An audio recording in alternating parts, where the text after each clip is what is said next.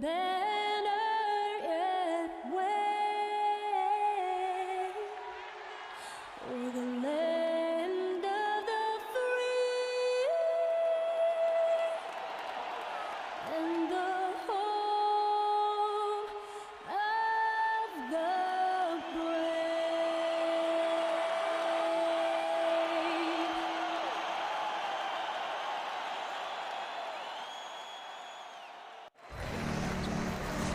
We've been waiting for this day for a long time.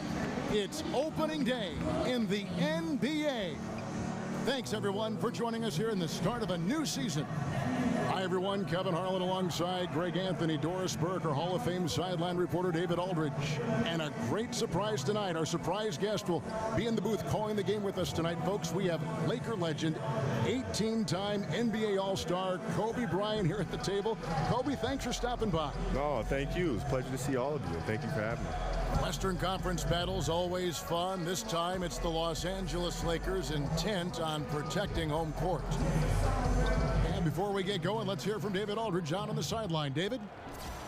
Well, guys, when Devin Booker's father finished his playing career in Europe, Devin, who was then 15, moved from Michigan to Mississippi to train with him. Devin said it was a culture shock, but it was the best decision I ever made. I was a student of the game, and I never understood the grind. He instilled that, and it stuck with me. Kevin? And that kind of toughness is crucial to have at a young age. Thanks, D.A. You know, Kobe, the league seems to be moving away from isolation basketball, sometimes called hero ball, in favor of more ball movement, more of a fluid offense. What do you make of that trend?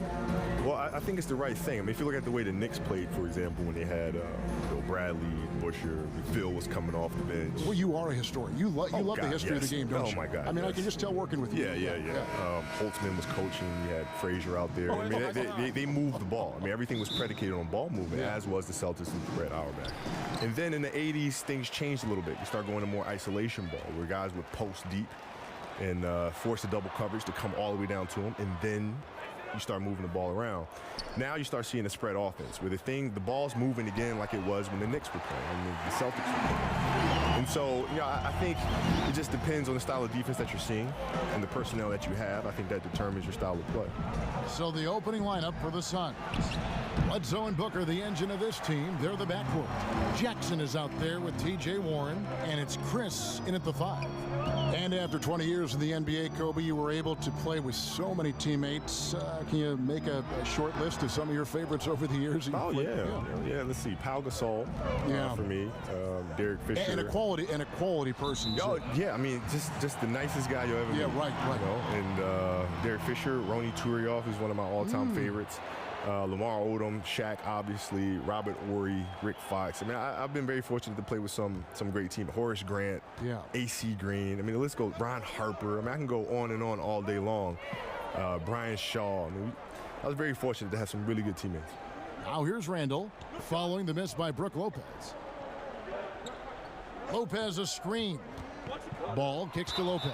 And he gets contact and the whistle on the shot. 2 shots coming up. And there's the foul against Phoenix.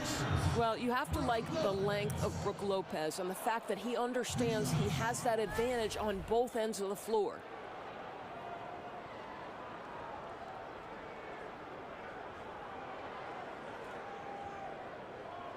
Now, gentlemen, 2 shots. 2 shots.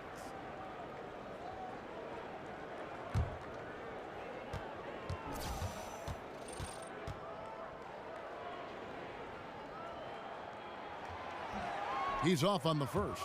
Well, Kobe, something that's such a huge tool in the NBA and the team's offense is the pick and roll, the screen roll game. You've done it as well as anybody. Just how are the nuances and the attention to detail important to make that play work? Well, it's really important, but the screen roll today is run differently than it was, say, when Utah was running it with Stockton and Malone. What you're seeing now is more of a spread floor screen roll action, where it makes rotations very difficult because you have to rotate off the shooters at a distance. Right. So now what you tend to see more teams try to down pick and roll coverages and sending guys to one side of the floor and try to play the screen roll coverage with 2 men. And try to not have 3 guys in the action. You have to rotate and now push your team behind. right? And that it's a dance of, can you play the screen roll with just 2 guys? And on offense, can I force you to have a 3rd guy come in and rotate? If I can do that offensively, then you're behind. Ball, the pass to Ingram. It's hauled in by the Suns. And listen, sometimes even the best of us are going to miss the easiest of opportunities. Kobe, you were a player who lived in the gym. What motivated you as you go back and look at all those hours you spent in the gym to do that, to follow that path? I loved it. I loved the game. It wasn't a matter of working hard. I didn't realize I was working hard until like my 2nd or 3rd year in the league, when I realized here in the NBA, a lot of players don't do that. Right. It was kind of a big shock to me. Like, I assumed everybody in the NBA just worked hard. Yeah, but to me, it wasn't hard work. It was like, I love doing this. Like, there's no place on earth I'd rather be than be here in this gym with a basketball and a hoop. But the greats are always the hardest workers. I mean, right, have you ever seen a great player who is not the hardest worker on their team? No, I've seen players have great seasons, and, you know, and then the next season, it's not so much, right. And then they have another great one, and the consistency isn't there. The truly great players love what they do, and that looks like hard work to the outside world. Did you enjoy playing the game? There was so much you put into the game, but did you enjoy the game? I did. I enjoyed the game. I loved playing, you know, the competition and all that, the getting ready and all that. But I enjoyed practice more. Did you? I did. I enjoyed training and practice more than I did the game.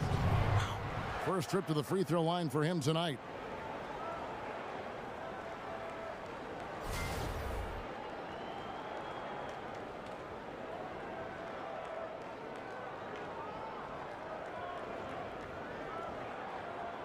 One shot.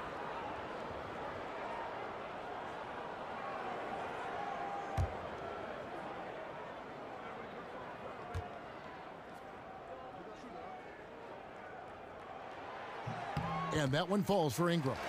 And in the history of the NBA, only a handful of players have lasted 20 seasons. Kobe, you played all 20 with the Los Angeles Lakers, an NBA record for seasons with one team.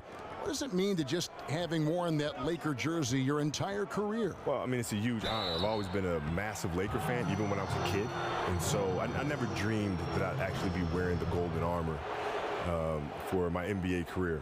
So to be sitting here right now, having played 20 years, is literally the coolest dream that could have ever happened to any kid. Happened to me. And I don't know that it'll happen again. The way the league is structured now, the money, the free agency, even though you had a chance to leave a couple times, you always chose to stay. Well, yeah, I mean, it's you know, loyalty is a word that you hear thrown around often. But in this day and age, it's very tough to see in sports, because of the cap, because of, you know, the free agency market and so forth and so on. So I've been very, very fortunate to have a great organization and to be able to have played 20 years of my career here. And the first one drops. You know, when he started out in his career, he was a little bit inconsistent at the free throw line, but now Bledsoe, not a guy you want to put at the charity stripe.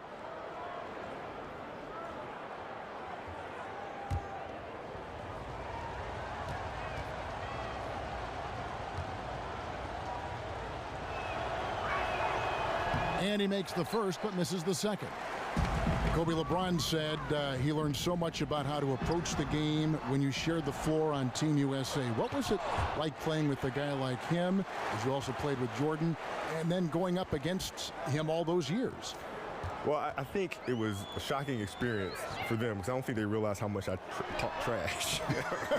And so, no, yeah, what? I don't think they knew, because, you know, when you from a distance, Kobe, we thought you were really quiet and all some stuff, and you get to practice, and I just don't shut up. And I'm just saying really brutal things about their game. And it's just, you know, they're getting really ticked off. But Yeah, then, because you were right. yeah, Right, but you're then the honest. intensity of practice goes up another level.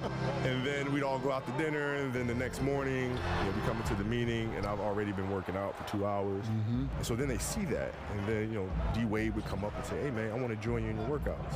What time are we going? 5 a.m. I could be down there working out. And Brian said, yeah, I want to come too. And Brian would show up, and then Melo would show up. And all slowly but surely, we have our whole USA team in the gym at 5 o'clock in the morning What a training. constructive time out with you. and it was for those other beautiful. players. But it was fun for all of us because we got a chance to hang around each other and think about the competition, right? So now when we come back to the NBA, fans are getting a better product, right? Because we've all been working out and pushing each other and getting better off of each other. So now when we step on the court to compete against each other, that means we have to take our games to another level.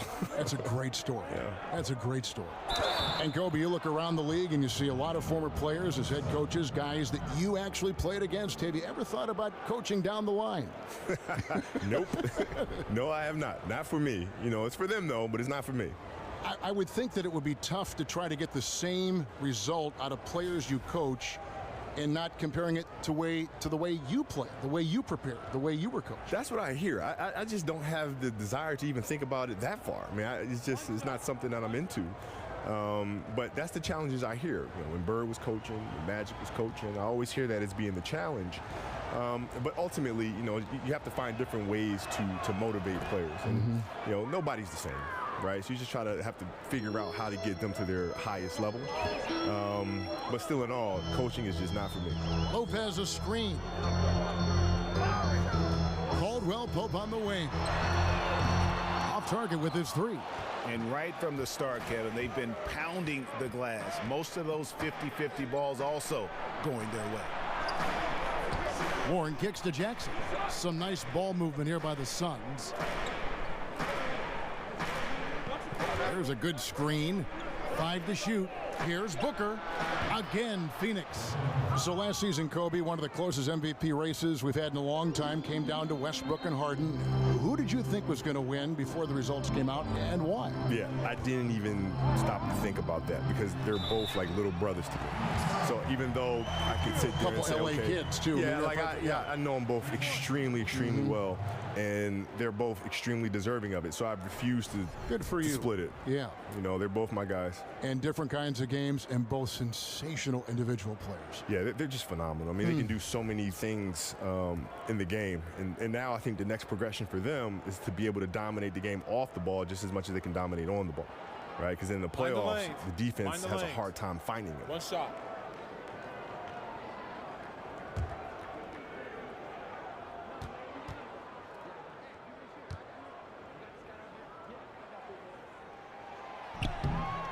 And to have the ball in your hands at all times, always bringing it up. It's exhausting, though, right? That's what they say. But now, for you, the defense sees you, right? Yeah. So if you're handling the ball, the defense has eyes on you at all times. You're here. You're right in front of the defense. When you don't have the ball, you're moving behind them. Curry moves behind. all the time. He'll bring it up, pass it, and now he's running off the screens behind the defense, right? And it's hard to find him. Rip Hamilton the same way. Rip when he Hamilton played. same way. I know. Jordan, flare picks, down screens, slicing into the post, right? Coming up to the pinch post.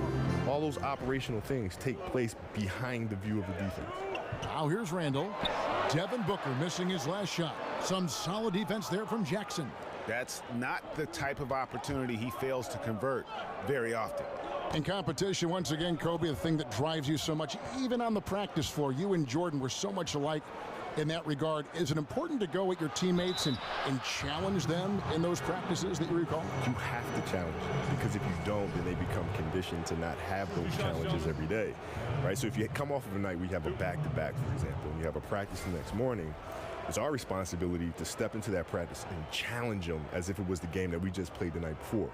Right? Because if you do not, then you don't have that competitive spirit day in and day out, where then you feel like you can take games off because you can take practices off because you just don't have it in practice. Right? So it's our job to bring that every single day so that competing just becomes a habit for them. And you learn about their mental endurance and physical endurance during those practices. Well, yeah, you challenge them to learn about themselves. Right? You challenge them to think about themselves. Can I push it a little extra? And I'm going to have to, because he's driving me like crazy. And if I don't meet that challenge, I'm going to have to hear his mouth all practice long. I'm going to have to hear his mouth on the plane. I'm going to have to hear his mouth on the bus. I'm going to have to hear his mouth in the locker room. Yeah. And I'd rather just compete. Both free throws good from Booker.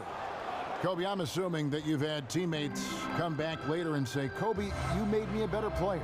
Yeah, well, the thing is, when we're playing together, they don't like it very much because I'm always challenging them. But then at the end, like even to this day, we're all very close. We're all great friends because they knew what I was trying to do was trying to push them to be the best version of themselves. Randall no good. Suns trail by 4. Bledsoe kicks to Warren. Back to Bledsoe. Chandler a screen. Goes up to the stripe.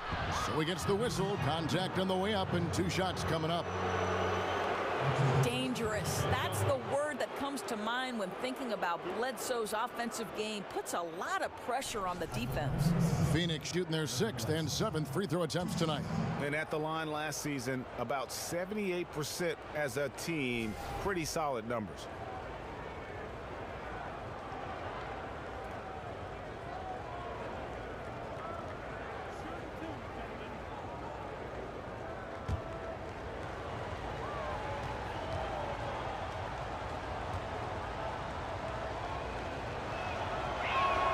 That's good from Bledsoe. Hey, Kobe, after dedicating pretty much your entire life to the game of basketball, a game that I know you love, you said you don't miss it. Why is that? Well, because I've been through that process. I mean, I started playing the game when I was like 2 years old, and playing professionally for 20 years, and I left no stone unturned. So there's no regrets there. I've done everything I could possibly do, and truthfully, the game is still with me. The discipline has changed. The industry might have changed. But the same approach, the same things that I've learned from the game, I carry with me to this day. So the game is still inside of me. Now, here's Clarkson. Kobe, that fadeaway jump shot here is such a foundational part of your game. What's the key to that particular shot? And who's carrying the torch for that shot now? Well, yeah, the fadeaway is there's different ways to shoot the fadeaway. There's a Hakeem Olajuwon way of shooting the fadeaway. There's a Michael way of shooting the fadeaway. Oscar used to do it. I know you. Oscar used to do it quite a bit. So I try to use bits and pieces from each, depending on the defender that I'm facing. But yeah, there's certain players that are carrying that shot now. LeBron shoots the fadeaway quite often, as does KD. He shoots it a lot. Clay will shoot it. Kawhi will shoot it quite a bit off the pull-up jumpers and things of that sort. So there are a lot of players doing it. Alex Lenz checked in for Phoenix. Ulis comes in for Eric Bledsoe.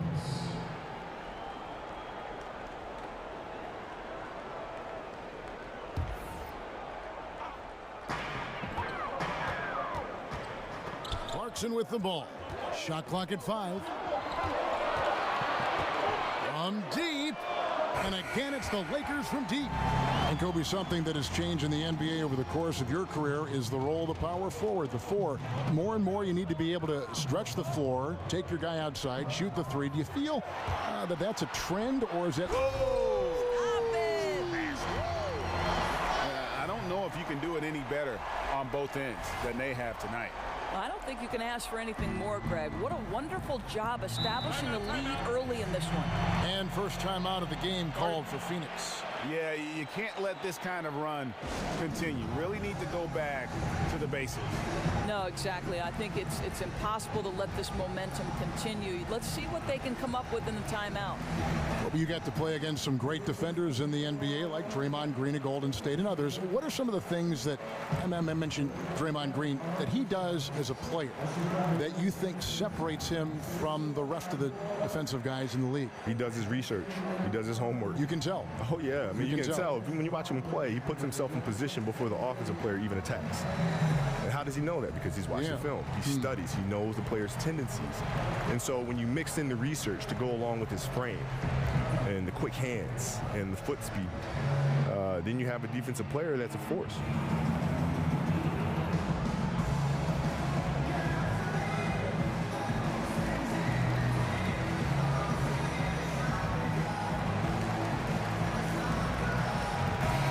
Over the course of your career, Kobe, 5 NBA championships. Are there any of those that really stand out among the 5 that you accumulated? The last one, beating the Celtics. That was the hardest one by far to get. Why so? Well, we're going into Boston now with the series tied 1-1. And Boston is absolutely excited about having this split and going home now and having 3 games at home, thinking that the series was not going to come back to LA. And so that was an interesting playing fight for us. And then to go out and get the very next game, just to go down 3-2, coming back to LA, and then to finally pull out that series after being down 15 in the 4th quarter against the Celtics. Can't get any better than that.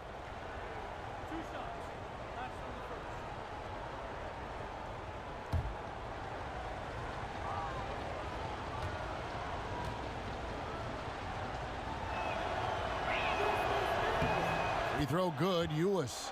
Some say, Kobe, that the shooting guard crop in the NBA right now, a little light in terms of depth, not quite as many top 2 guards as we used to see play the game. Who do you like among some of the 2 guards you see now in the NBA? Well, it depends who we're considering a 2 guard. Right, now, because they the just ones, blend, 2s, don't they? the 3s, they all just blend. Combo guards, you're playing some forward position. It's tough, isn't it? Yeah. So, shooting guards to me are guards that have to do everything. You have to be able to play the post. You have to be able to play the perimeter. You have to be able to play the point. You have to do everything. So I'll put Russell Westbrook in that category. I'll put James Harden in that category. I'll put Kawhi Leonard in that category. There's a lot of players I'm forgetting. Even Giannis, I would say, is a 2 guard because of what he does. Yes. So there's a lot of talented guards out there. Did you like the ball in your hand, bringing it up, or would you have rather someone else bring it up, then get it to you in the half court, and then do what you did? Yeah, that's the one thing I'm jealous about Michael. Because Michael didn't have to do that. He had Pippen. Yes, so, right, who always brought it up. Yeah, yes, so he could focus on coming off the screens and catching and shooting. He didn't have to think about facilitating first. He could think about scoring and then passing out of double teams. Suns trail by 8. Here is Dudley. He hasn't yet put up any points in this one. And here is Ulis. Chandler is screen. Shoots off the screen. Ulis can't get it to go. And Kobe, you talked about coming off screen. Some guys come off his screen and kind of just lollygag. You came off and you pass the ball and then get back at it again. Yeah. Efficient. Explode off those screens. Angles, right? Yes. You got to be able to read those things. And when you're catching, you're in attack mode all the time. Then it's demoralizing to the defense. I'm sure it is. You're always on. Yeah. You're always looking. You're always checking. You're always in fear that he's going to attack. So yeah, we always try to keep our foot in the gas. Always. A foot in the throat. Yeah. Lakers leading by 10. Caldwell Pope with a wide open look. No good on the triple. Well, obviously it's been an off night for him offensively, but give his teammates credit. They've bailed him out. He's still got time to turn it around. Knight wide open. Phoenix no good that time either. Here's the Lakers with the ball. They've gone on a 10-2 run, not allowing much. Over in the corner, Caldwell Pope. Pass to Nance. Caldwell Pope with a screen for Nance. Back to Caldwell Pope. Here's Clarkson. No good from outside. Suns trail by 10. Outside Knight. Chandler with the screen on Caldwell Pope. Knight loses his man off the screen and lays it up and in. Knight's got his first 2 points of the night. Let's make no mistake, this guy's a quality finisher on the move. You have to get physical with Knight if you want to stop him on that drive. Zubac's the pass to Clarkson. They set the pick. Fires the 3. Buries it from 3-point range. Clarkson's got a pair of 3s now in the first quarter for the Lakers. 36 seconds left here in the first quarter. Now Knight. And Len has it in the corner. Back to Knight. Chandler with the screen on Caldwell Pope. Here's Knight. Here's Chandler. And he uses the glass on the layup. Well, there's the king of the putbacks, right? Chandler devastating on the offensive glass. Now here's Caldwell Pope. 5 points in the game. And no one near Clarkson as he lets it go. And so it's the Los Angeles Lakers in control with the 9-point lead to end the quarter. They're playing a bruising game inside, and it's working for them. And we've got more NBA action on 2K Sports coming your way after this break.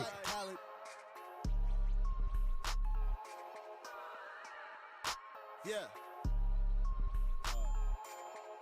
T.Y., what up? Ali, what up? And let's hear from Tyson Chandler. He talked about what he brings to this team. I do a lot that doesn't show up on the stat sheet. That's what I pride myself on. You know, some nights you're not going to get the ball, but you still can be effective on the floor. Whether that's rebounding, playing defense, hustling, trying to create extra shots for your team. Whatever it is necessary that I feel like help my team get a win. Chandler has long been the kind of player all coaches want on their team. He's the definition, Greg, of an unselfish player who doesn't care about his ego or his stats. And he knows that and prides himself on it. That also makes him the kind of player his teammates appreciate so much, because they know nobody wins any rings without a guy like Tyson Chandler on the team. Well, not exactly a close game so far, but as the second quarter starts here, plenty of time for a comeback. And taking a look at Los Angeles' performance here, what have they been doing or not doing? Just playing suffocating defense. That's been the difference here for them. Well, the commitment is evident, and they are simply phenomenal at their aggression on the defensive end right now. All fueled up and ready to go. Let's reset the lineups, courtesy of Gatorade, as the second quarter gets going. Setting the floor for the Suns, Ulis is out there with Brandon Knight. And it's Chandler. Then there's Jared Dudley. And it's Len in at the 4 slot.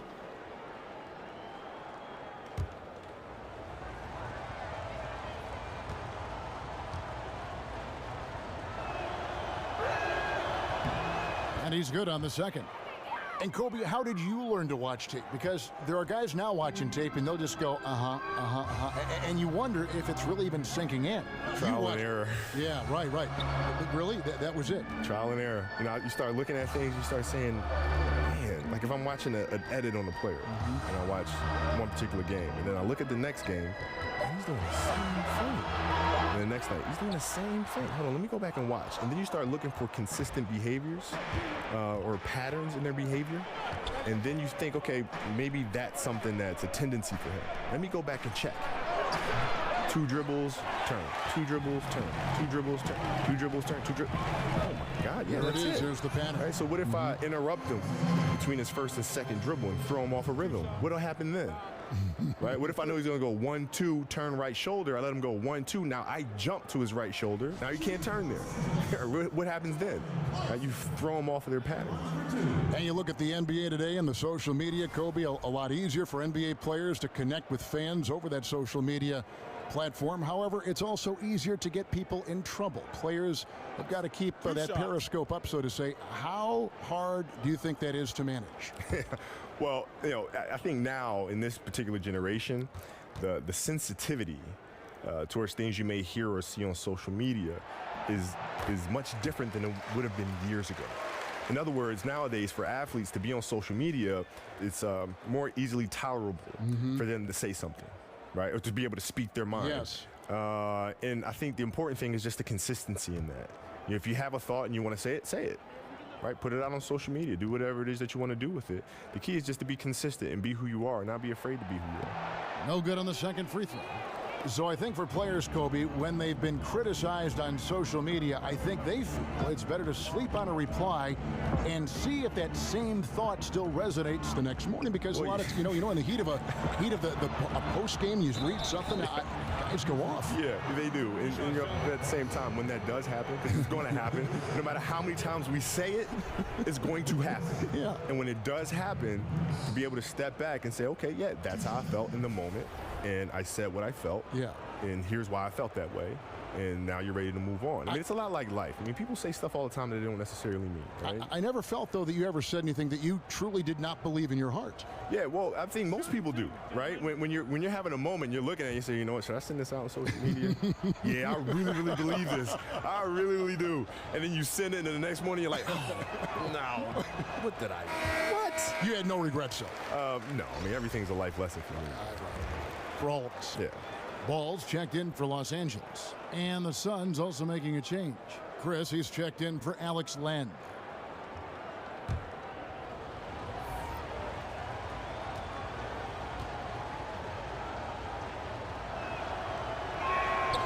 And no good on the second free throw, so he goes 0 for 2 there.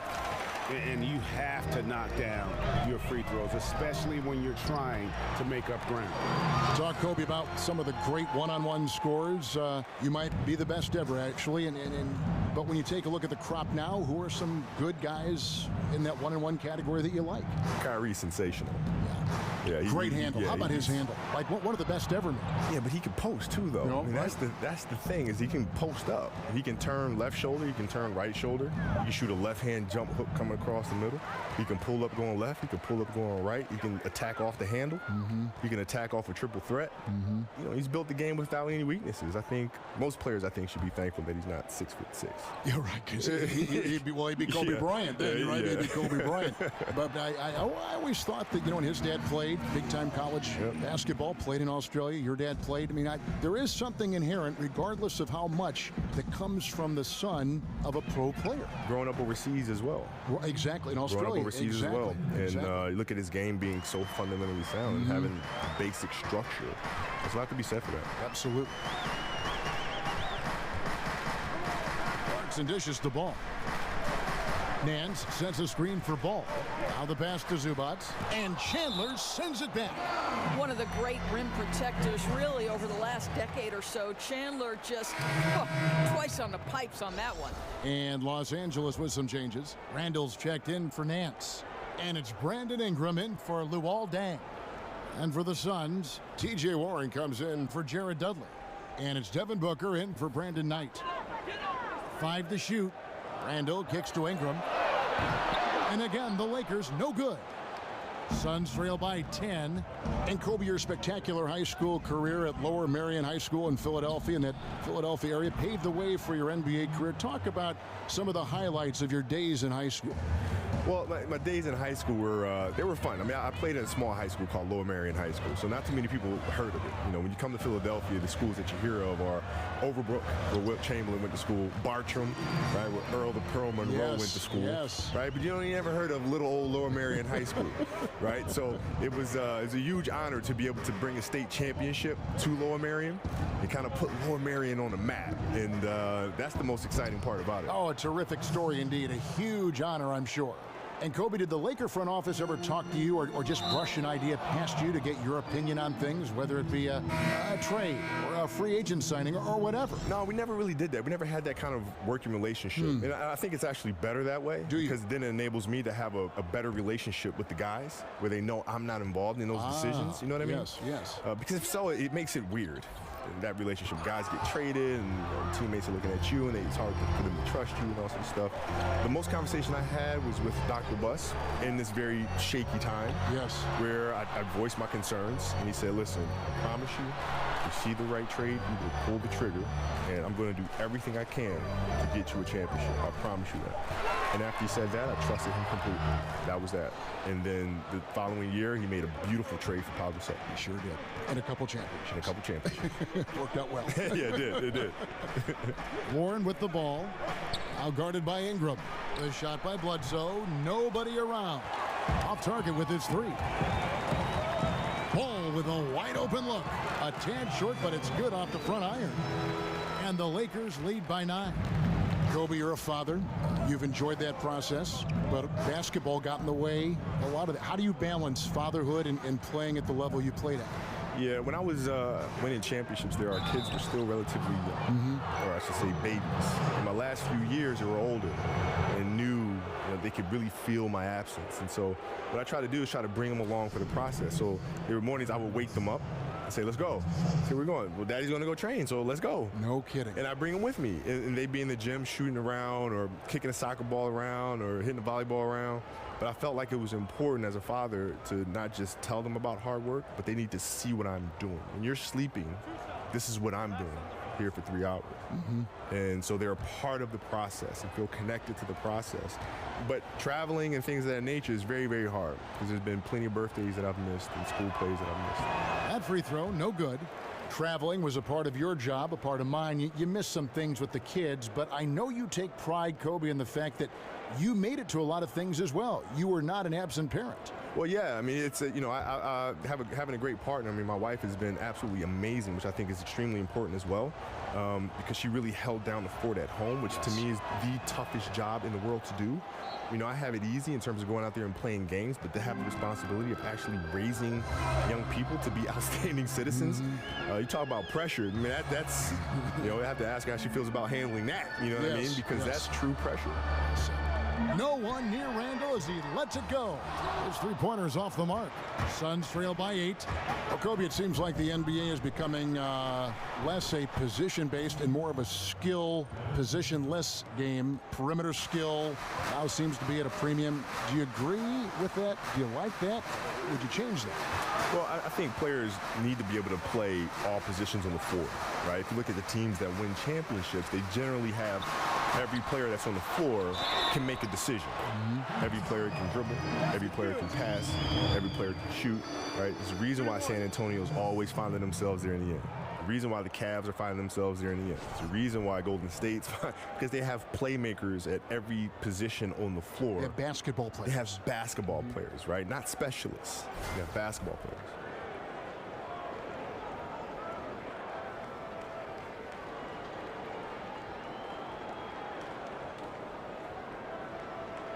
One shot.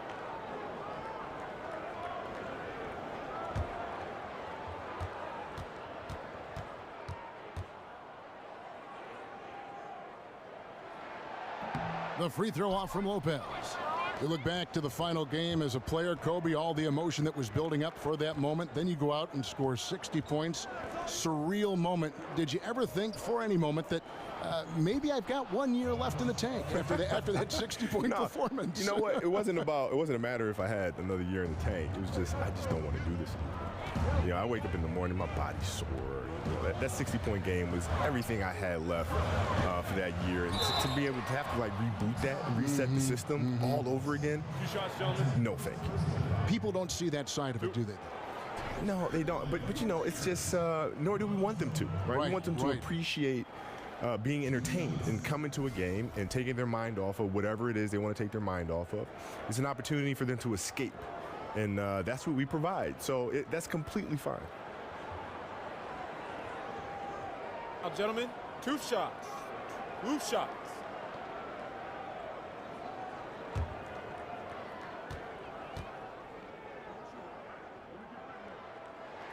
That's good from Ball. Hey, Kobe, you know, when you take a look at great NBA rivalries, your mind goes more to the past than the present. I'm not sure why that is, but maybe you can enlighten us why rivalries seem to matter more or were more in our minds from yesteryear as opposed to today. Because we can recall where we were when. Right? Yeah, the recollection is always more powerful in retrospect, right? I mean, that's always, you remember where you were when, you know, Magic hit that running hook shot. Yes. You know what I mean? Some people can remember where they were when Nelson hit that shot that bounced off the back of the rim and almost touched the rafters and fell back in, you know what I mean? Right. So I think it's those memories that create a lasting impact. And even though in today's game, you can look at it and say, there's no real rivalries in today's game, there are. But they're only sink in over time. So you think the Cleveland-Golden State rivalry, because the greats are on opposite sides there, will linger and will resonate like that? Absolutely.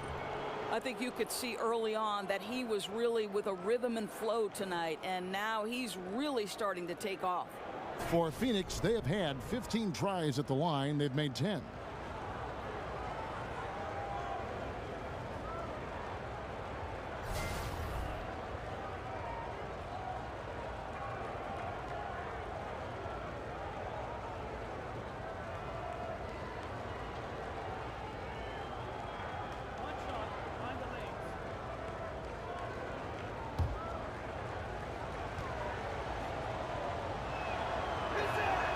Yeah, and this is really what you love about Devin Booker. He gets to the free throw line at a high rate and hits a high percentage. Kobe, you played in a big market like Los Angeles, one of the biggest in the world, but many are saying that market size matters less and less into the future of the NBA. Do you agree with that? Well, in a certain aspect, yes, because of the digital age that we live in. I mean, the world is considerably smaller. You have access to market at the touch of a button. So we see Milwaukee Bucks highlights with Antetokounmpo as much as we would see a Kobe Bryant highlight with Los Angeles. Absolutely. But still, fundamentally, to play in a market like Los Angeles, you know, Los Angeles being the entertainment capital of the world, New York being a great market as well, it's hard to top those no matter how digitally enhanced our society becomes.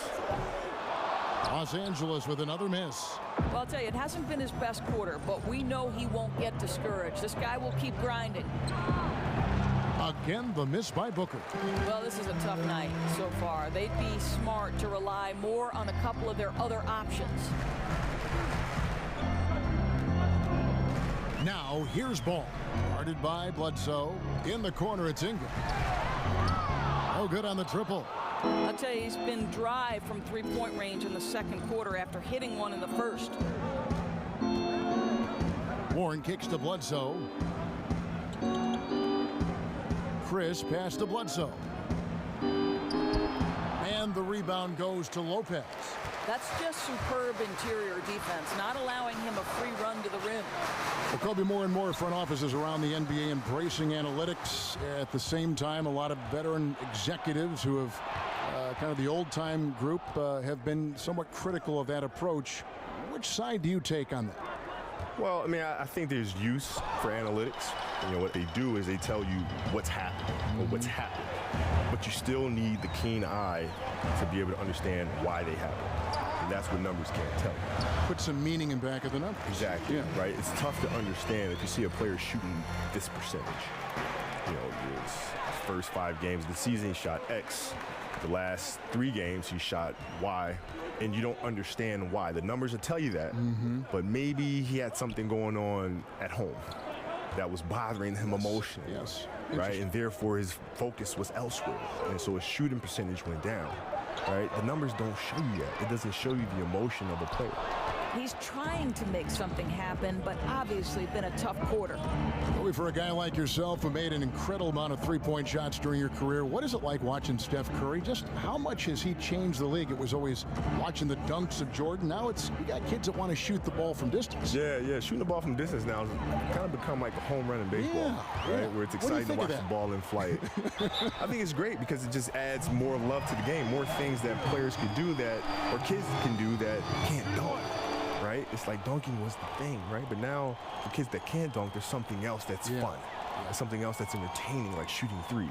Right? So but boy, that takes a lot of work. Huh? Yeah, it sure does. I mean, it's a lot of repetition. Hundreds of shots daily. Yeah, and it's a lot of repetition. I mean, you know, Steph, you watch him out there playing and making all these shots. He's put in hours and hours and hours of hard work and continues to do so. The Lakers have made 2/3 of their free throws tonight, 6 of 9 to be exact. And they were 75% from the line a season ago. Here's what the Lakers are going with right now.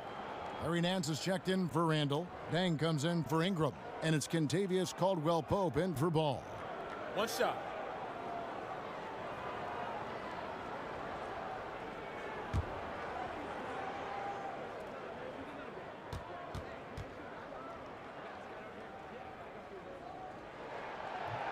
With that three-point shooting on the rise, Kobe, if you were coming into the league right now, would you try to lean more in that direction than the incredible acrobat that you were when you were in your prime? It depends who I was playing against. You know, I try to build my game to be able to do all those things. And you could. I mean, you're like one of the few guys that could do it. Yeah, so it just depends on who I was matching up against, which determines then how I would try to punish the defense. I like that. Yeah. I'm trying to think of a softer one. And I was like, yeah, no, punish is a good one. You're honest. Clarkson against Bledsoe. Caldwell-Pope outside. Good on the triple.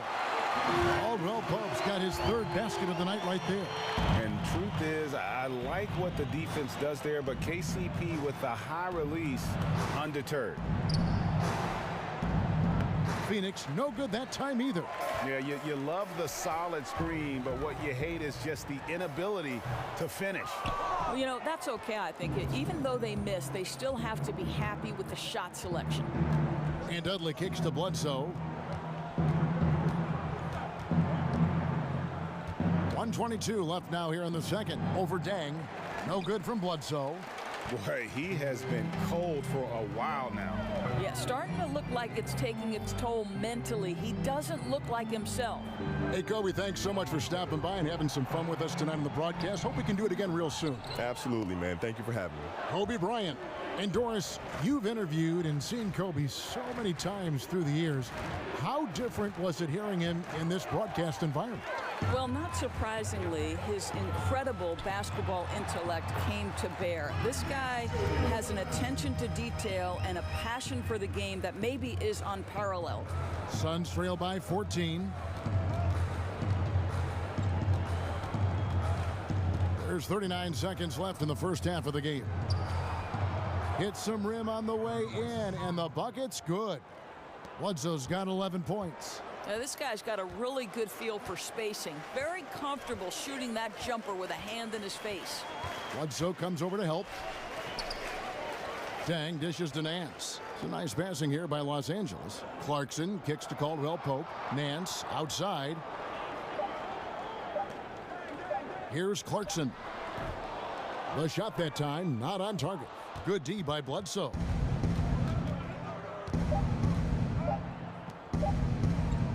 Up in time, and the release was before the buzzer, but it's off target. And so it's Los Angeles, up by a dozen here at the end of the quarter. Their transition game has been in full effect. And now we'll send it over to David Aldridge, who is standing by courtside. David. Thanks, Kevin. Contavious, you guys came out with a lot of energy in the first half. What got you going? Like you said, we came out with a lot of energy. We wanted to get easy basket layups, and knock down shots. You got all that and more in that first half. Thanks. Back to you, Kevin. Thank you, David, and we'll be right back after halftime to start the third quarter. See you in just a bit. The 2K Sports Halftime Show. Ernie Johnson here with Shaq and Kenny, and a favorite time of the year as we're halfway through one of the first games of this fresh NBA season. It's the Lakers out on top at halftime. They are leading by 12. Shaq, what was your takeaway on the Lakers? Well, it was an unselfish, team-oriented half of basketball. The ball never stopped moving. Their offense had a great flow to it. It prevented anyone from getting lazy out there. They're always moving, cutting, knowing where they need to pass the ball, Ernie. Kenny, your take on Phoenix. Well, they're trailing in this game because they're shooting under 35%. Now, I've got to give a lot of credit to the defense, forcing the shooters off their spots and making them feel uncomfortable. But if someone takes something away from you, you have to be able to adapt. So they need a whole new game plan because right now they're in trouble.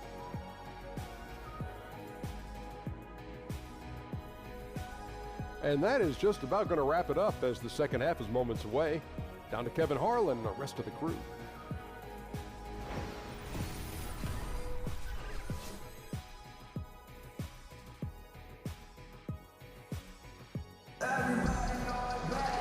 Welcome back, everyone, to the start of the second half. Big margin on our hands, but we'll see if that gap narrows down in the third and fourth quarters.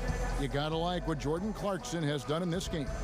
Yeah, so far they haven't found an answer for him, a scoring machine here in that first half. And it's mattered not, Greg, whether he's been spotting up or creating for himself. He was unstoppable, and you hope it carries over to the second half. Well, it's been a one-sided affair so far through the first two quarters, but there's plenty of time to mount a comeback. Doris, seems like every position on the floor is doing more multitasking these days, asked to do more, play differently. So when you're thinking about guards, which do you think do the best job of generating offense, say, out of the post? Well, the preeminent player that comes to mind is Dwayne Wade. And this is a guy who at his prime athletically was as good in the transition game as anybody in the history of the game. I know you've had certain NBA analysts who have called him arguably one of the best two guards to ever play it. The current iteration of this guy is probably DeMar DeRozan, right? We talk about the loss of the mid-range. Well, DeMar DeRozan is excellent in the mid-range, and now they're starting to put him in the low post and let him use his size and his length to create a little fadeaway jump shot. Really pretty to watch and effective for any number of guards. You nailed it. The young pair of Ingram and Randall are at the forwards. Ball runs point with Contavious Caldwell-Pope to his side. They're the backcourt. And it's Lopez in at the 5 down low. And that's the group for Luke Walton as we begin the second half. Bledsoe outside. Launches a 3. Buries the long-range jumper. Bledsoe's got 14 points. Now this to me is where he's deadly. Bledsoe with the headiness to run the pick and roll perfectly. Randall kicks to Lopez. Picked by Randall for three. Caldwell Pope. Eric Bledsoe with the rebound. Bledsoe's got his 4th rebound in this one. There's the dish to Booker. Over Caldwell Pope. No good from Booker. That's 1 for their first 4 to start the second half. And the call will be against Julius Randle. That's foul number 2 for him. His second person, first team. For the Lakers, they won their last contest, that game against Los Angeles. There's a screen by Chris. Bledsoe with it. He's picked up by Lopez. Bledsoe against Lopez. Bledsoe passes to Booker. Over Ingram. Offensive rebound. Here's Chris. Lays it up off the glass. Chris has got his first bucket of the night. Well, you love the aggressiveness. Chris not drifting around on the outside. He's getting it done in the painted area. Ball kicks to Ingram.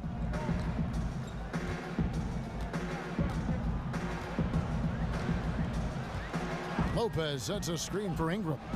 Caldwell Pope for 3. Hits it from 3-point range. 11 points in the game. Timely passing leads to assists, and that's been the recipe for success. Phoenix calls timeout.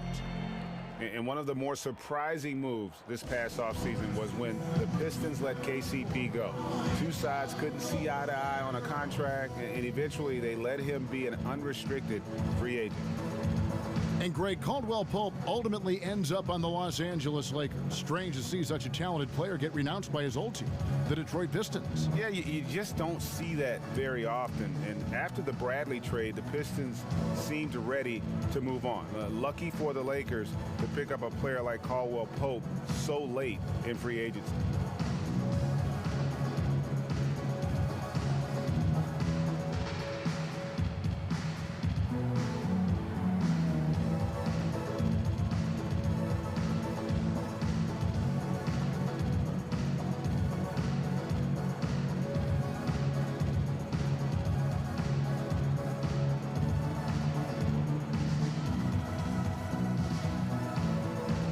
Zubac is checked in for Brook Lopez.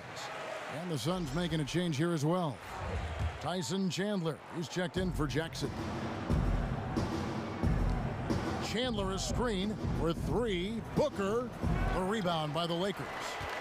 Ingram's got his 4th rebound with that last one here tonight. Well, he had the defense's attention, dropping 2 threes in the first half, but he hasn't made one since. Bledsoe outside. On the wing, Booker. Nice ball movement by Phoenix. There's a screen by Chris. High post shot, and the rejection by Zubac. No good from Booker. And out of rhythm offensively, but he continues to work at it. Well, you can see he's sputtering a bit, but he's trying to get going. I do like that he's continuing to be aggressive. A chance here to take a moment and compare the front court and back court scoring on the night for the Suns. And their guards really have done what they could to keep it close. What little offense they've been able to generate has come from the backcourt. They just need a little more balance.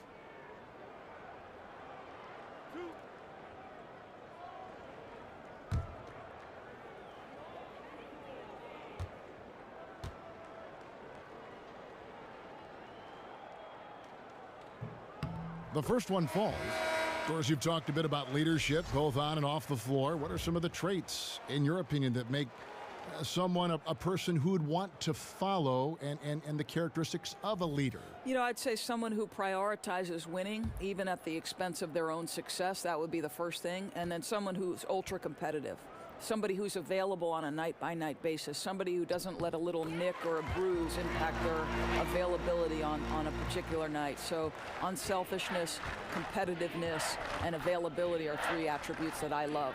And leaders can be followers from time to time, too, don't you think? Oh, there's no question about it. You have to be willing to be a part of a group, and sometimes that means ceding your leadership position.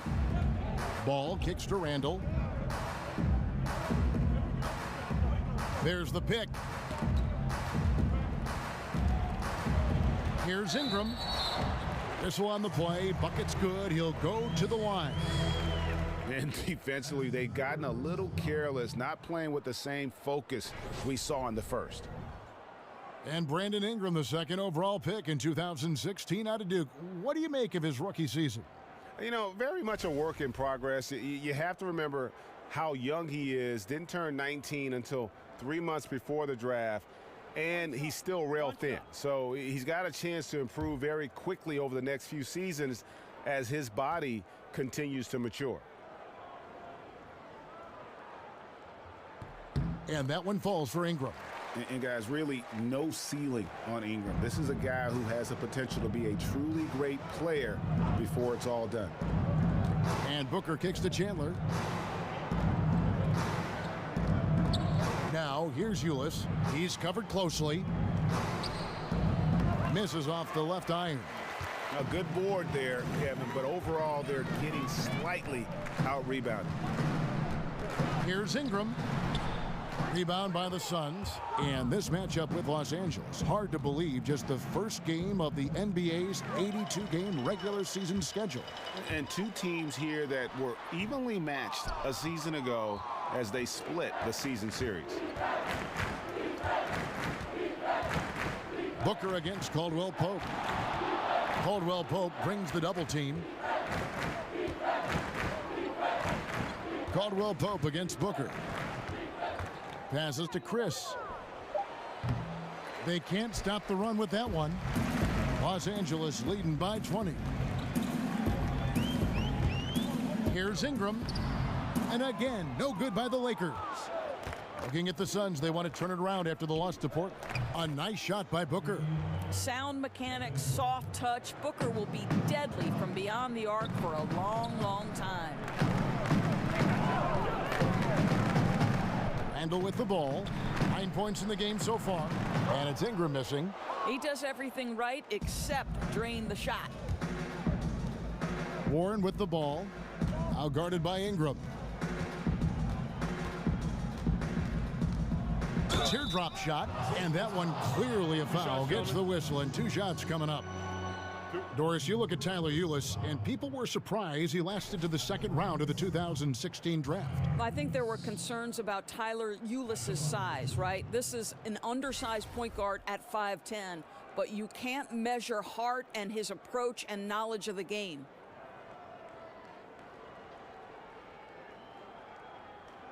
Take a break. Take a break. 2 shots.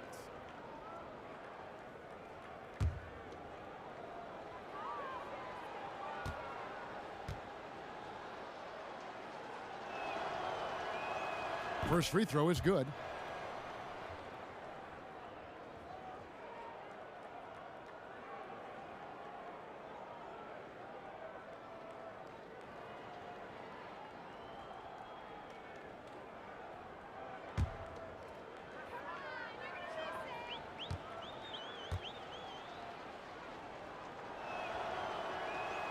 And he makes both free throws. And you can see the talent that the Suns have, but, you know, Doris, something they'll need to work on is a lack of discipline. Agreed, Kevin, and that lack of discipline can manifest itself in a couple of areas. Number one, they fouled too much. They were last in the league in that category. And how about this for a bad combination?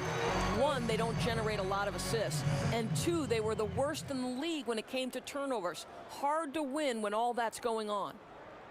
The Lakers have shot 10 of 13 from the free throw line. 2 shots.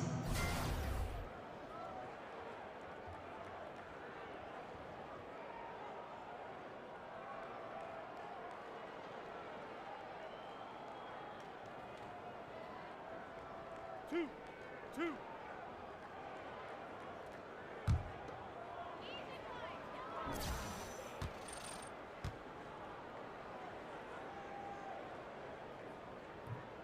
And the first one at the line is good. And the Lakers, Greg, have acquired some intriguing young talent. Do you see this group blossoming into elite status? I mean, there's still some question marks. Injuries have been an issue. I do see some all-star potential for some of their young fellas. Superstar potential, though, tougher to say. They've got something to build on, though, and that's key. That one falls, so he hits both of them. Of course, they say that one of the toughest things about calling a game is balancing pure basketball knowledge with entertainment. What's your approach with that topic? Do you know that was the last piece of broadcasting that I think fell into place for me? For a long time, I felt like I was proving myself, Kevin, so I didn't relax and enjoy it. But my son one time said to me, when we were watching a game, he said, Mom, you have to understand when the announcers are having fun, we're having fun. Chemistry is such a big part of it, isn't it? Crucial. You know, I think one thing Coach will address in this timeout right now is you're missing a lot of shots. Why not become more of a facilitator out there?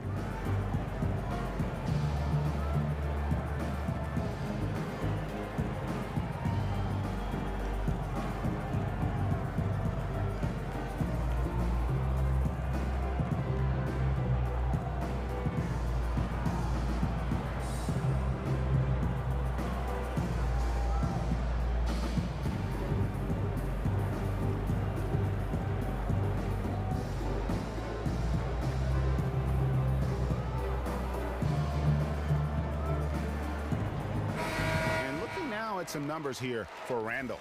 A very nice season for him last year. Last season, he averaged 13 points a game, 8 rebounds, and 3 assists. And right now, for him, it's about gaining experience and continuing to develop his game. This is a man's game, and you've got to earn your minutes in this league. This guy, his time will come eventually. The shot's there for him, and he's got to take it. I don't care if he doesn't convert. That's a shot he has to continue to take. Caldwell Pope dishes to Randall. To the left wing. Ball. And again, no good by the Lakers. Stolen by Caldwell Pope. Ingram passes to Caldwell Pope. Back to Ingram. Lakers passing it around. Randall kicks to Caldwell Pope. Pass the ball. The tray. That shot missing, and Phoenix will come the other way. They'll be playing host to Portland for their next game. That'll be the first of 2 straight at home. Lakers leading by 17. Caldwell Pope outside. There's the pick. There's the feed the ball. Pass to Zubac. Here's Ingram. And he tries off the glass, but it's no good. Suns trail by 17. Booker in the corner. Kicks it to Ulis. Dishes it to Warren. There's a screen by Chris. Here's Booker. And so he draws the foul on the shot. A trip to the line to shoot 2. So you watch the way Booker plays on the offensive end, and everything just comes so easily for him, Doris. Yeah, no doubt, Kev. Certain aspects of his style have led to comparisons to James Harden. Certainly he is an elite scorer, but he also has the ability to create for others out of the pick and roll.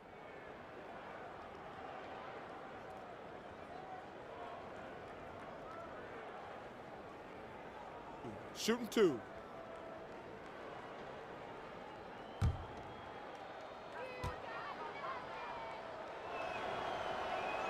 Free throw good, Booker.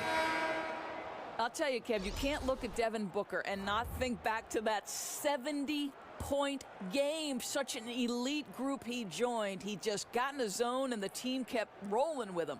Here's what the Lakers are going with right now. Nance comes in for Randall, and it's Dang in for Ingram. And then for Phoenix, Lenz checked in for Chris. Dudley comes in for T.J. Warren, and it's Brandon Knight in for Tyler Ulis.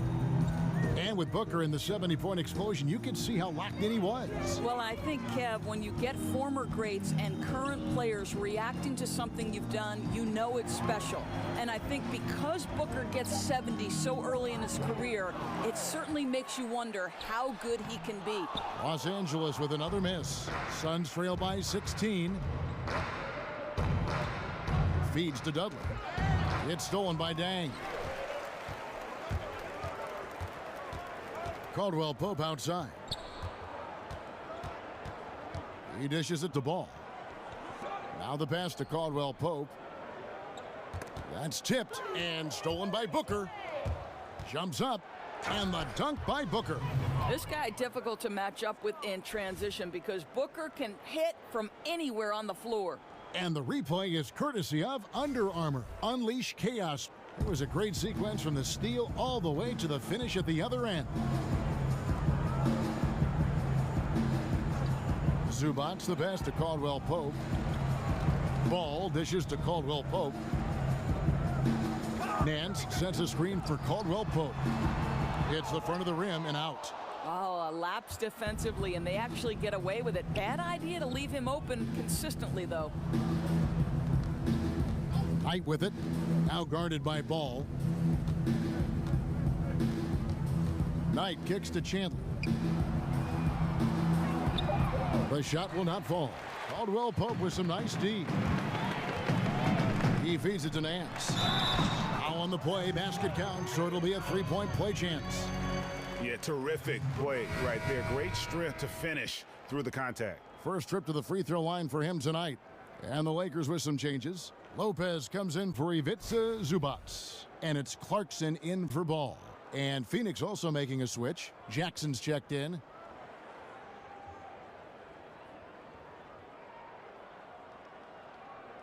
One shot.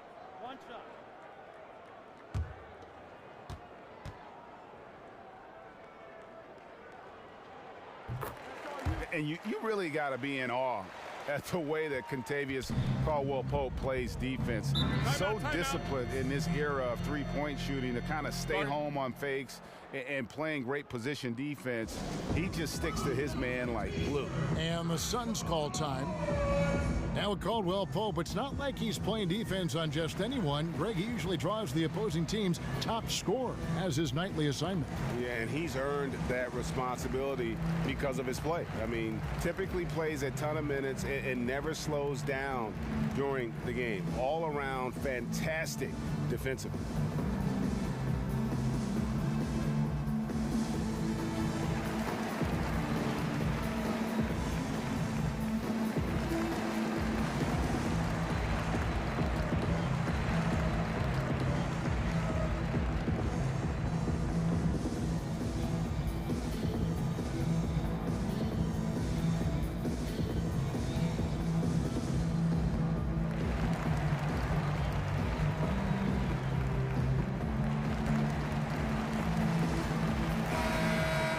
And a look here at the shot chart for Ingram.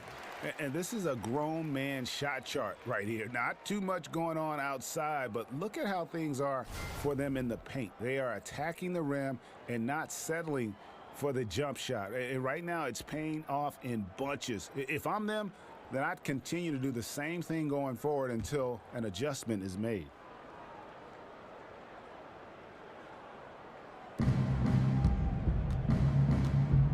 Here's Booker. 19 points in the game. He kicks to Len. The dish now to Knight. 6 to shoot. Jackson in the corner. The three-pointer no good. Lakers leading by 17. Clarkson kicks to Nance. Lopez inside. Guarded by Len. And it's Phoenix with the rebound. Yeah, good interior D there prevents the deuce. Well, if he wasn't there, that shot's going in. Love the effort on the defensive end. Jackson, a screen on Caldwell Pope. The drive by Booker. Loses his man off the screen and lays it up and in. Booker's got 8 points here in this quarter. Clarkson kicks to Dang.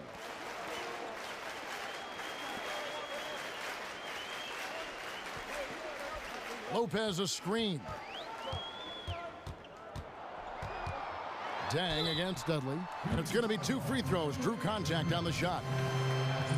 And if they continue, Kevin, their outstanding free throw shooting, that'll help them seal the deal.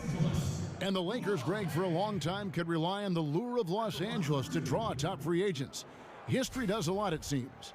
Yeah, Paul George listing them on his short list shows they still have that pull, but the Lakers will be big players in free agency, I believe, in the near future.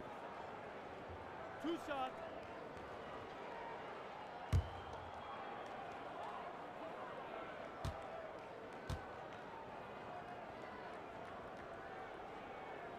No good on the free throw. Eric Bledsoe's checked in for Phoenix.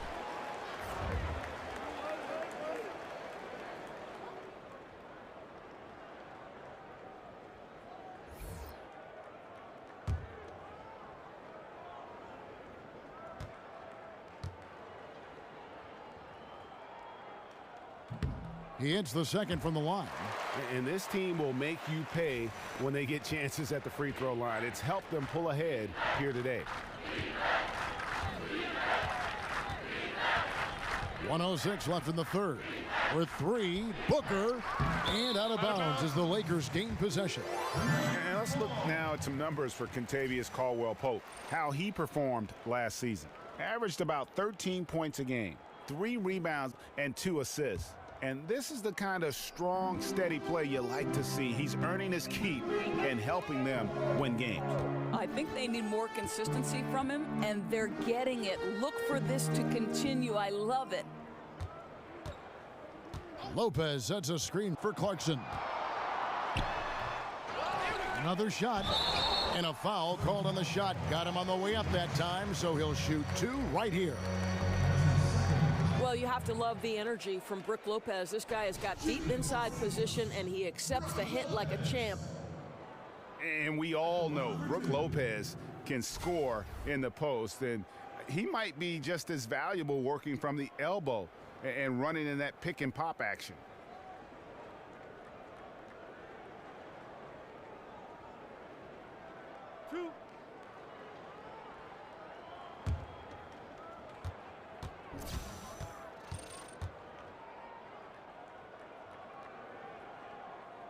That's good from Lopez. And Brook Lopez with the ability to face up and Greg post up. High post or low. I mean, his passing and shooting ability give him that versatility. He is a load to handle for our defense. Tyson Chandler, he's checked in for Phoenix. Both free throws good from Lopez. And one difference this have is that when they get to the line, they're converting. Dudley against Dang. Dudley the pass to Bledsoe. Here's the screen. Chandler with a screen for Bledsoe. To the inside. Out tonight from the arc. Bangs home the trifecta. Knight's got 8 points. So good on the catch and shoot. You don't want to let Knight get dialed in from behind the arc. Nance a screen on Dudley. Foul call that time on the way up. That'll give him 2 chances at the free throw line here.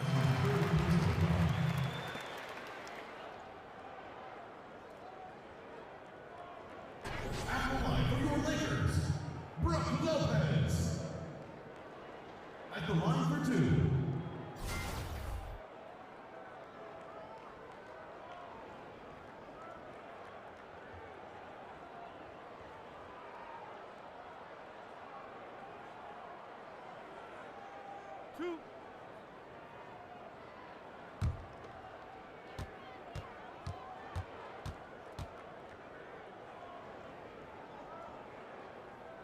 The first free throw is good.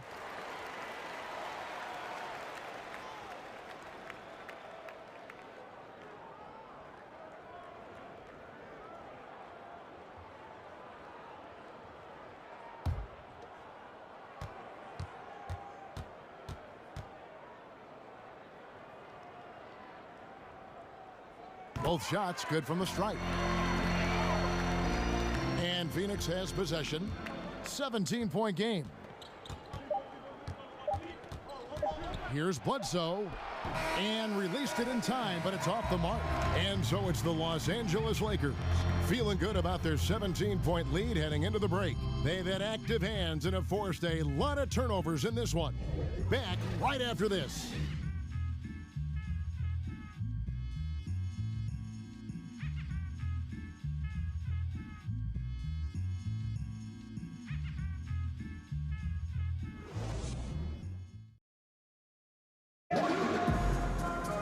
And we're getting underway here in the fourth quarter. The scoreboard tells the story in this matchup, but we'll see how much things change up here.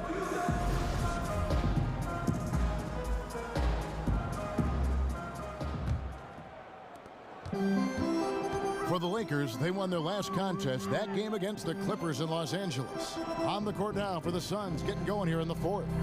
Bledsoe and Knight, the playmaking guard set. Jackson is out there with Chandler, and it's Dudley in at the small forward. 5 to shoot. Right at the free throw line, and that one is good. And it's 13 points for Kentavious Caldwell-Pope. How about the amount of space Brook Lopez clears out? This is a big frame who sets terrific screens. Knight for 3, drills it from outside. Boy, the screen doing its job to perfection. One of the oldest plays in the book and still one of the best. Clarkson dishes to Lopez. Back to Clarkson. And the whistle blows, so a chance here for a three-point play. Yeah, outstanding job there of taking the harm and still able to finish.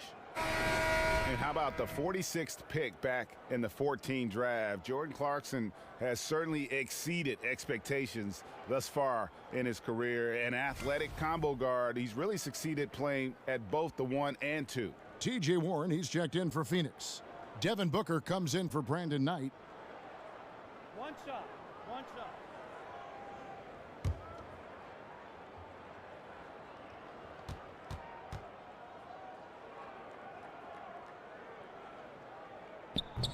And Greg, Jordan Clarkson, he has an offensive game, doesn't he?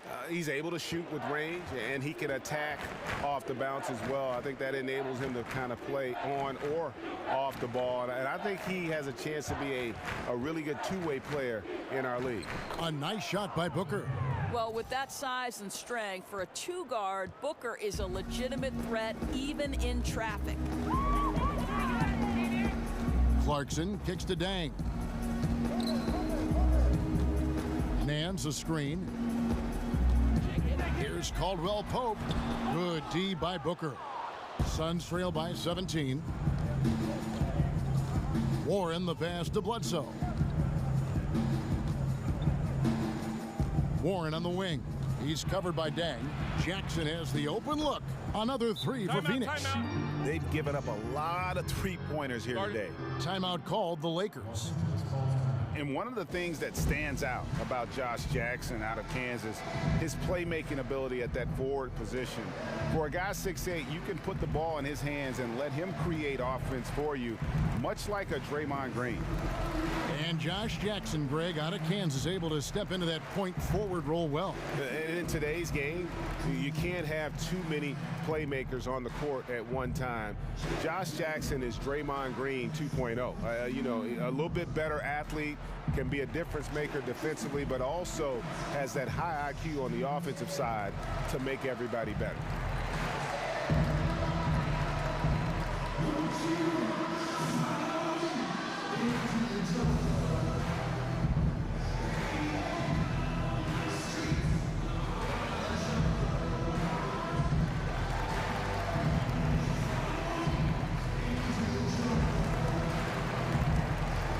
Ingram, he's checked in for Los Angeles. All comes in for Clarkson. And on our sideline, our reporter, David Aldridge. Kevin, I listened in on what Luke Walton said to his team. He told them, put your foot on their neck. Take it to them. I want to see you guys slow it down out there, use the clock, and stay away from silly fouls. Let's see if they can execute the plan, guys.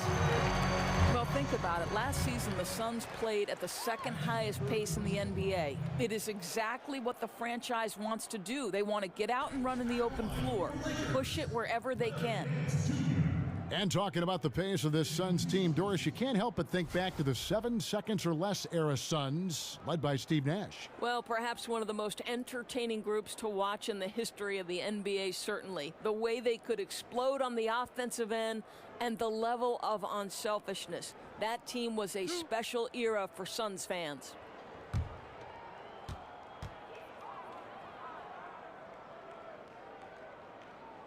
That free throw missing.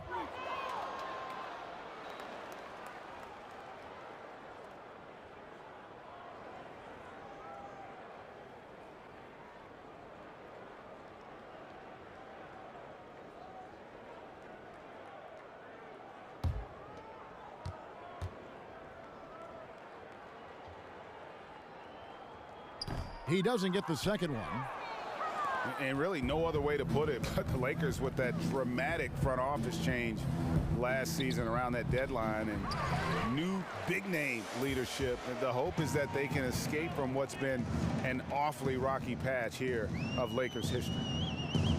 Ball kicks to Ingram.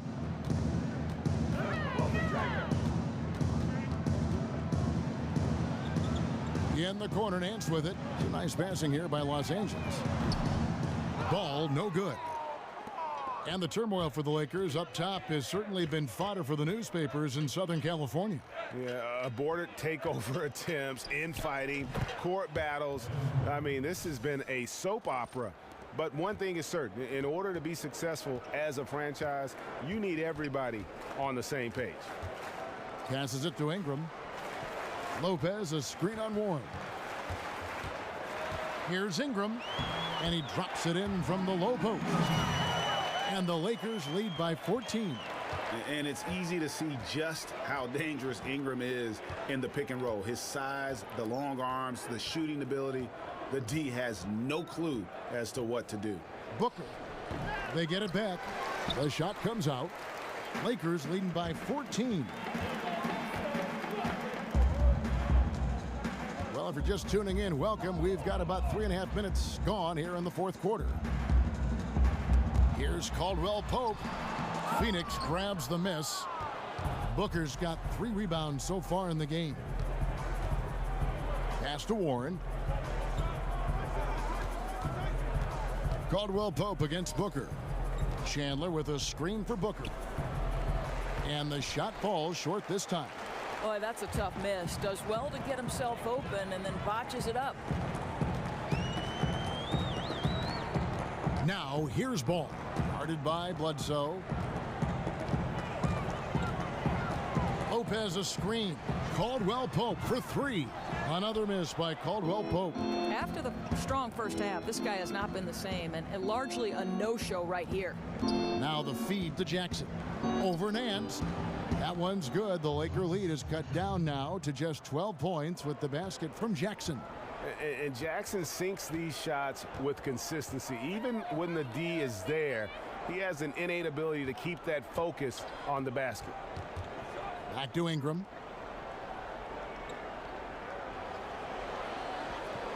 Lopez sets a screen for Ingram. And so he earns a trip to the line. Officials saw the contact and he'll shoot 2. T.J. Warren picks one up. The knowledge that Ingram possesses, well aware that the D is going to hack him in these situations. At the line for 2.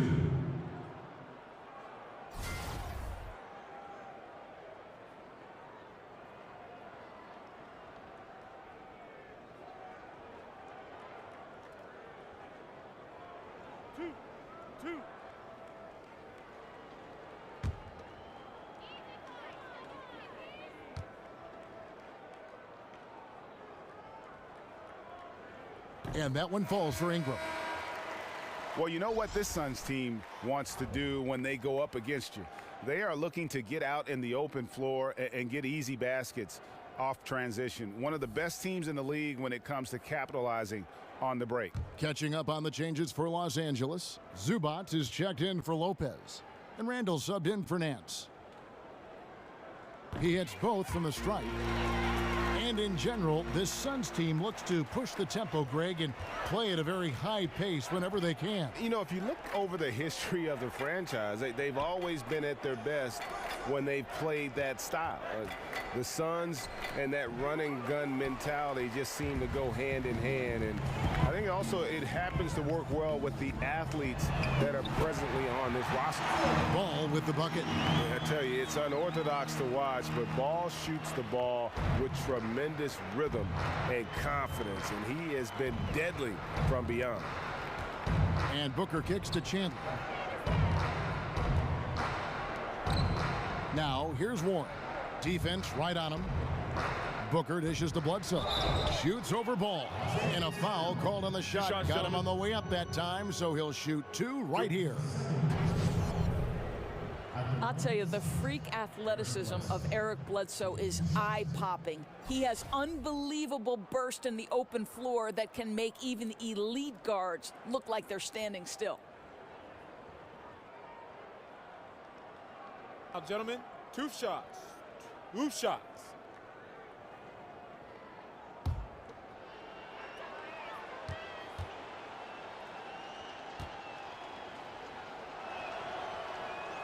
That free throw, no good. And for Bledsoe, the athleticism goes beyond his open floor speed. Doris also a fantastic rebounder, as you know, for a guard, even though his height is doing him no favors. Well, he entered the league, obviously, Eric Bledsoe, as an elite-level athlete. And the longer you play, the more you understand how to take advantage of that. And obviously, once you become a starter, you can expect your productivity to increase. And the second free throw, good. Doris, much to the chagrin of basketball purists, we're seeing the near extinction of the mid-range game. Is there a way to reverse this trend? Kevin, I don't know that we're seeing the extinction of it, and I would point directly to the Finals MVP, Kevin Durant, because if you look at some of his success, it is directly in the mid-range. Russell Westbrook has some effect in the mid-range. I mean, listen, certainly the priority is on layup and 3, but I don't think we've seen the extinction of the mid-range. I think this is a cyclical type of situation in the NBA, very much the way we've gone away from a low post center. Would a player that's a next level, next generation kind of player change our thinking about that? Let's see. The game is always in a constant state of evolution.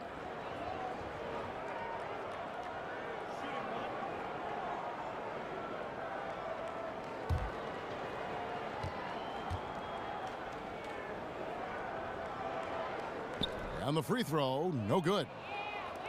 And, you know, so often we hear about a player coming out as an elite athlete.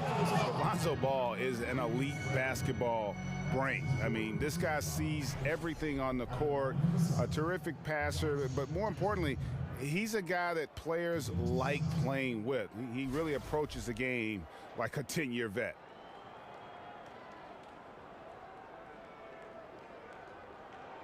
Now, gentlemen, 2 shots. 2 shots.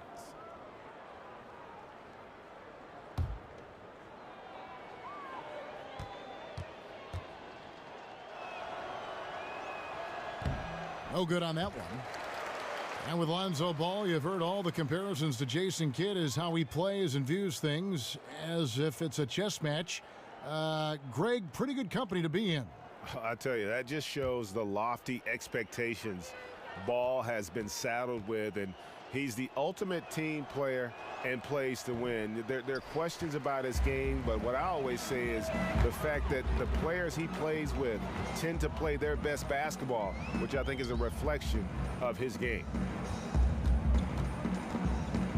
Pass to Ingram.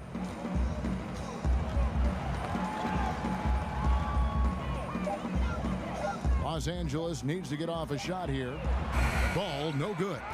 You know what? They're winning, though, despite the fact that he has just been really off. Phoenix, no good that time either. With him scoreless in the latter part of this one, it's awfully hard to come back. That shot by Caldwell Pope, no good. Suns trail by 18. Hooker the pass to Bledsoe. And he could not get that one to go. A lot of contact, and he'll go to the line for 2. Lonzo Ball picks one up. Yeah, Bledsoe with the kind of strength and wingspan that can cause trouble inside. Draws the foul there. And when I watch Eric Bledsoe, I really feel like he's at his best when he's kind of prodding a defense. So hard to keep away from the rim. When he attacks, it just opens everything else up in his offensive game. 2 shots. 2 shots.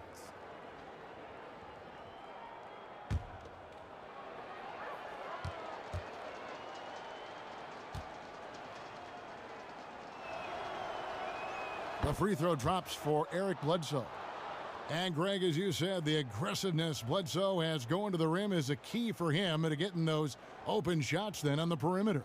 And the team is at their best when he is in attack mode. I mean, opens up lanes for cuts as you just can't keep him out of the paint. Knows when to drop off a pass after he beats his opponent as well for an easy score. And Eric Bledsoe drops them both. Lakers leading by 16. It's Ingram on the wing. Zubac kicks to Ingram, stolen by Warren, and here they come. The 19-foot shot, and it's good for 2. The Lakers have gone 5 of 12 from the field entering the fourth quarter. Caldwell Pope dishes to Randall. Back to Caldwell Pope. Ball with it. Guarded now by Jackson. Clock at 6. Back to Randall. Kicks the ball. Lets it go with a 3. Phoenix grabs the miss. Chris has got rebound number 13 for him here tonight. Now, here's Warren. D right on him. Can't hit the free throw line jump. No question he's having a bad quarter, so somebody else needs to take charge of the scoring if they're going to cut into this deficit. Here's Ingram, and 2 free throws coming up, unable to get that one to go with all the contact. Well, I tell you what, he earned his money on that foul. Well, you look back at the history of the Phoenix Suns, and they have had some incredible players suit up for them. Well, you think Sir Charles, one of the famous names that have played for the franchise, but Steve Nash, Amari Stoudemire, Sean Marion, Dan Marley, Kevin Johnson. I mean, we're talking about some great players.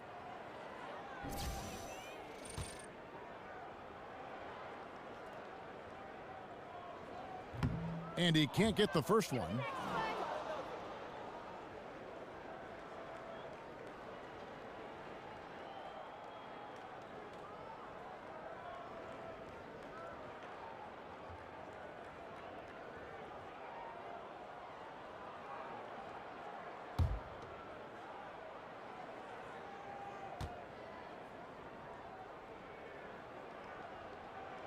And he sinks the second. You know, seeing an uptick in his trips to the free throw line, really, since we came out of the half. There's a screen by Chris.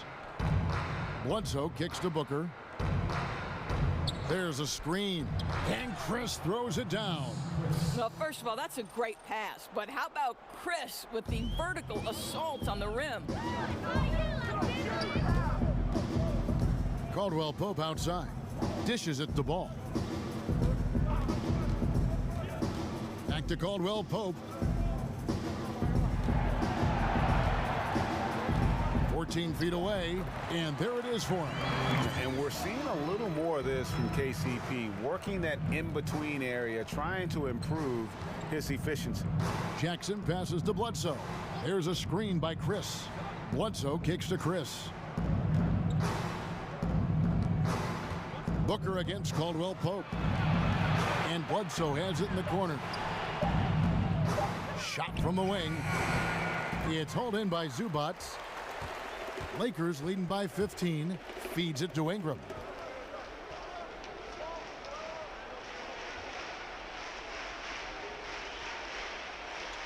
He dishes it the ball. And it's Marquise Chris with the foul. That'll be foul number 5 on him, and due to the bonus, we'll be headed to the free throw line. And a pretty unorthodox slingshot shooting form for Lonzo Ball.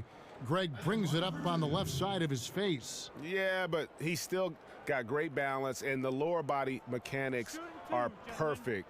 Good wrist action on the follow through. Sometimes we get caught up so much in the motion to get to the shot. It's about the release point. And when you get there with this guy and the confidence with which he plays, I think it's a non-issue. Yeah, impressed with the work ethic of Ball. You can see a desire to want to be great, and he's going to continue to work on improving those weaknesses. He hits one, then misses the second attempt from the free throw line. Warren dishes to Bledsoe.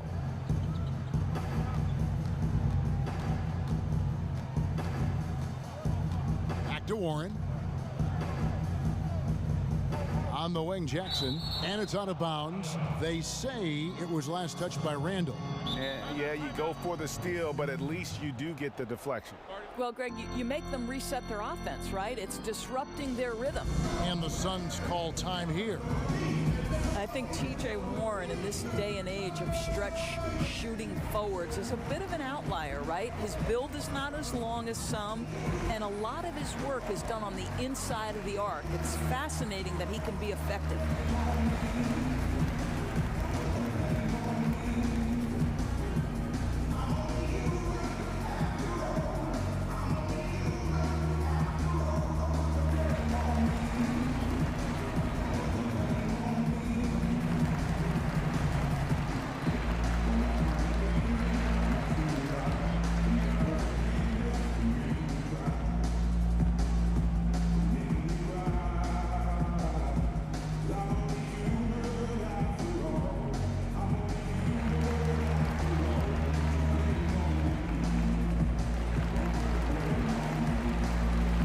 we've got a moment for our Jordan Player of the Game, Brook Lopez.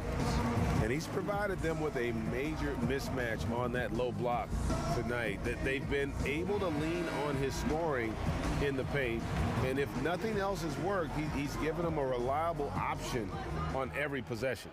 He doesn't take over games like this very much, but it's always possible. And when he does, here at home, these fans love it. And for Warren, he doesn't play like most NBA small forwards, Doris, but that's one of the reasons he's found success. Well, I think this is a guy who can make an impact beyond his scoring. He is really focused on being a better defender and being a better rebounder. This guy always feels comfortable with his offense. He's just striving to be more complete. From 10 feet out, good D by Bledsoe. Booker against Caldwell Pope. Over in the corner, Warren. Here's a screen by Chris. And he's fouled pretty hard on that shot, but he's got the chance to pick up the points at the line. It goes on Brandon Ingram. Oh, the officials are all over that one. And you look at the numbers that T.J. Warren has put up over his career. Finds a way to improve every single season, Doris, and is a model of efficiency and consistency for his team. Right, I think coaches love players who approach the game the way T.J. Warren does. He knows what he's capable of and stays patient. He can hit a three, but he mostly prefers to step into a range where he is automatic.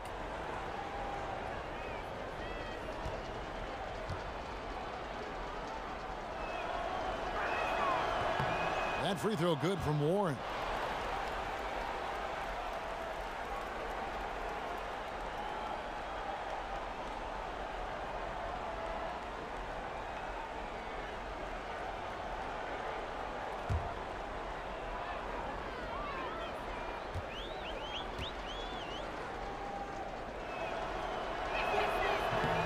Both free throws good from Warren.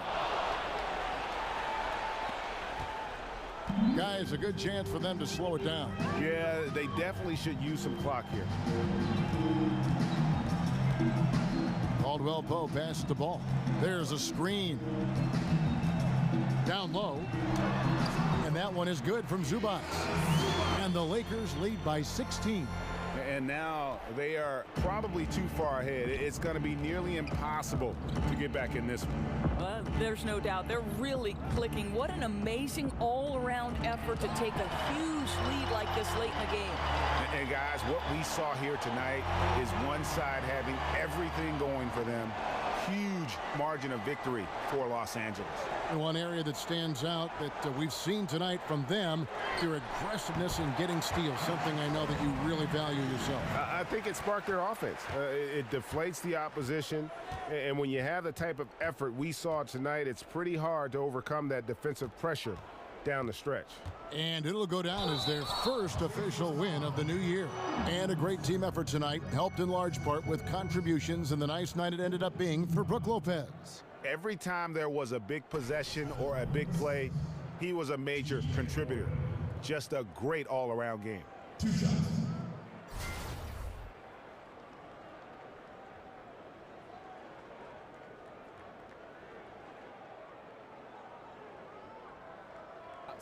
Two shots.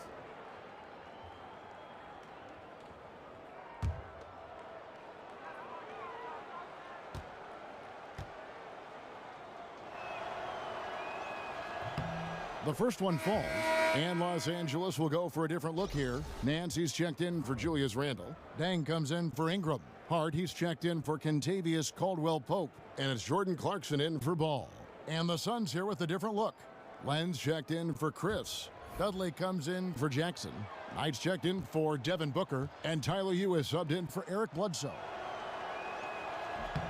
He's perfect from the line this time. They have been really controlling this one.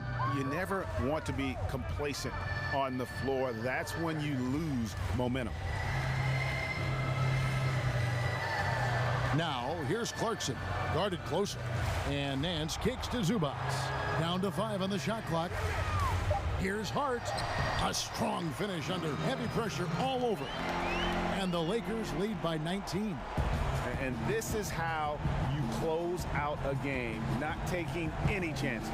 Well, you can't have any room for error late in a game like this, so they put the finishing touches in style. I love how they closed.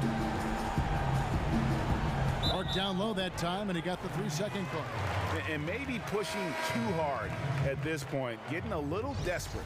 Yeah, it certainly looks like they're forcing it. They're trying to make quick, hard decisions instead of focusing on making the right play. And here's Clarkson.